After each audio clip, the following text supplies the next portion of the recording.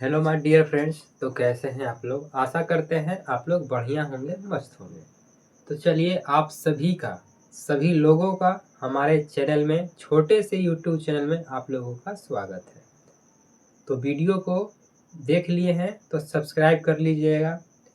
अगर वीडियो को ज़्यादा से ज़्यादा दोस्तों को शेयर कीजिएगा और हमारे वीडियो को लाइक करना नहीं भूलिएगा और सब्सक्राइब करना भी नहीं भूलिएगा।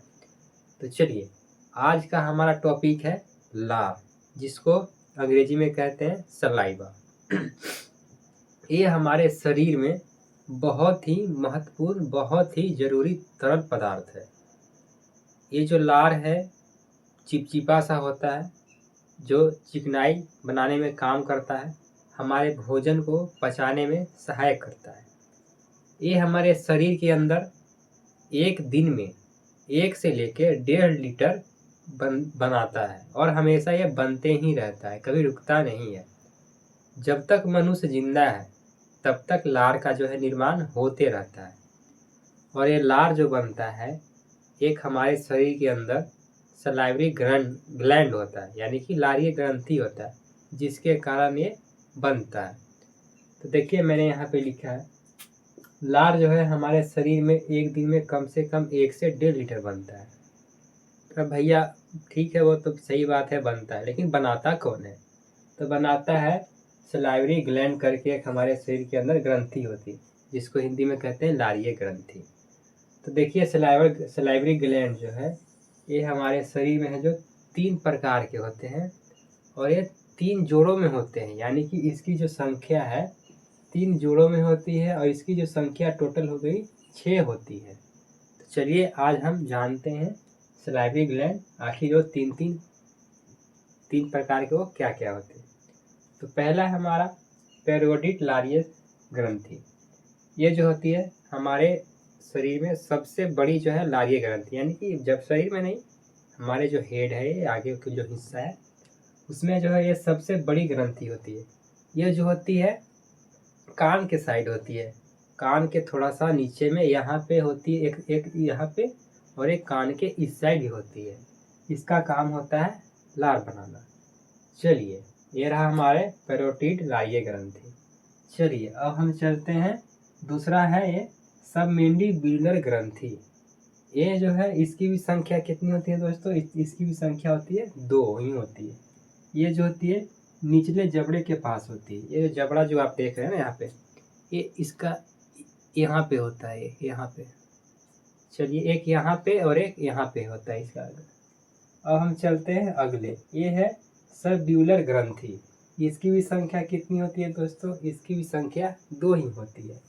ये होती है जीभ के नीचे होती है। ये जो जीभ देख रहे हैं ना, ये तो हमारा ये जबड़ा के पास हो गया यहाँ पे। ये जो है हमारा सबड्यूलर ग्रंथि, ये हमारे जीभ के नीचे जबड़े में, यानी कि यहाँ पे होता है। आशा करते हैं आपको यहाँ तक चीज़ें समझ में अच्छी तरीके से आ गई होगी। तो चलिए अब हम जानते हैं सलाइवा, यानी कि लार में पाया जाने वाला तत्व। कौन कौन सा तत्व पाया जाता है? पहला तो है हमारा वाटर। स्वाभाविक सी बात है, अगर कोई भी पदार्थ चिपचिपा हो तो उसमें पानी की मात्रा तो होगी ही होगी। और हमारा दूसरा है मिनरल, यानी कि खनिज तत्व। मिनरल में क्या क्या पाया जाता है वो देखिए।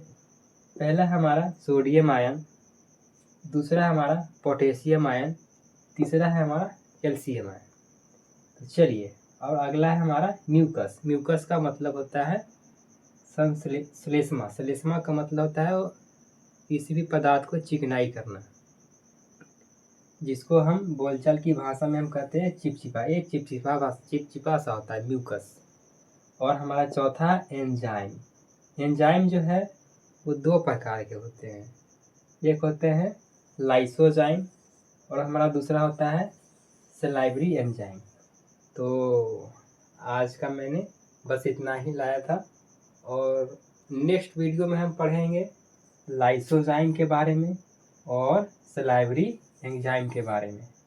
आशा करते हैं ये वीडियो आपको बहुत ही अच्छा लगा होगा। हमें जिस तरीके से समझाने का ट्रिक है, अब हमें नहीं पता आप लोगों का कैसा लगा, लेकिन हम जितना चाहते हैं उतने अच्छे तरीके से आप लोगों को समझाना समझाना चाहते हैं और समझाते भी। तो चलिए जितना हो पाया मैंने उतना आप लोगों को समझा दिया। तो चलिए हम एक बात कहना चाहते हैं, अभी जो है बिहार में त्योहार चल रहा है, चुनाव का त्योहार। तो अभी बहुत सारे पार्टियां आ रही है, दंडवत प्रणाम हो रहा है, जा रही हैं, लंबी लंबी भाषणें फेंके जा रहे हैं, हम इतना रोज़गार देंगे, इतना 10,000 रुपया मैंने दिया, 2 करोड़ रोज़गार दिया, यहाँ पे फैक्ट्री लगा देंगे, वहाँ पे बेरोज़गारी मिटा देंगे। तो आज के समय में जो है ये सिर्फ चुनावी मुद्दा में ही ये सब चीज़ें उठाई जाती है और चुनाव ख़त्म हो जाने के बाद ये सब सारी चीज़ें हट जाती है। तो हम एक बात कहना चाहते हैं, जो भी जनता आपको पास आए वोट मांगने, अगर वो पैसा देता है तो ले लीजिए, लेकिन उसको वोट मत दीजिए। काहे कि जो आपको पैसा दे रहा है वो बाद में कभी काम करेगा ही नहीं करेगा।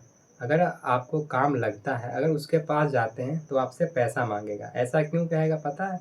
क्योंकि उसने चुनाव में पैसे खर्चे किए हैं और वो तो यही बात बोलेगा, हम तो तुमको खरीद लिए हैं वोट पे, तो हमें भी तो पैसे चाहिए। वो तो काम करेगा ही नहीं। तो इसलिए खाओ नोच के और वोट दो सोच के।